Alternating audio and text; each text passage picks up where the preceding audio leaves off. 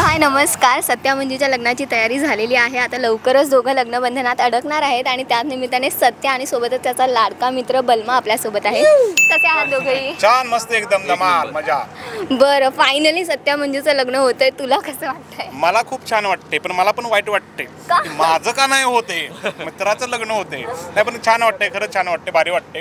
कारण मित्राचं लग्न असल्यामुळं मला खूप सजाय मिळेल. तुम्ही बघू शकता, गॉगल आहे, फेटा आहे, ओढणे, हा कुर्ता आहे, चप्पल बघा माझं एकदम असं चमड्याचं आहे, कोल्हापुरी पद्धतीचं आहे. तर खूप चांगलं सजायला मिळते मला आणि आनंदात आहे आम्ही.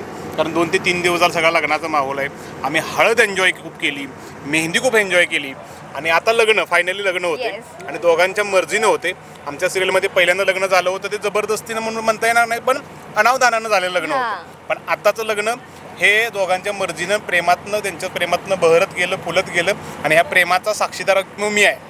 त्यामुळं मी जास्त एन्जॉय करतोय आणि ह्या लग्नामध्ये सगळ्यात जास्त मला लोड आहे.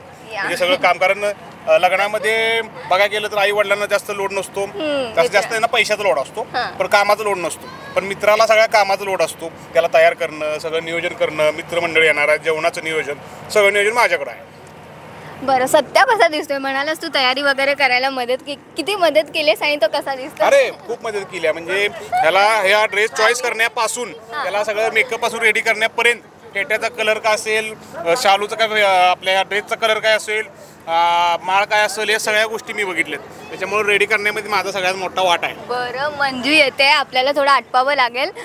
सत्या, तू ह्याच्याबद्दल काय सांगशील? ती आली की आपण लगेच बंद करू. बलमा काय माझी जान आहे, तोच सगळं बोललाय. जे काय बोलायचं होतं सगळं बोलून टाकलं त्याने. आणि काय नाही, वाघमाऱ्यानं माझं जेवढं प्रेम आहे तेवढंच बलमावर. अरे वा वा, याच्यापेक्षा जास्त काय हवंय मित्राला. बरं, तुलाही खूप शुभेच्छा. एवढी सगळी तू मेहनत जी केली आहेस ती फायनली आता रंग येते असं म्हणू शकतो आपण. Thank you so much and all the best. Thank you.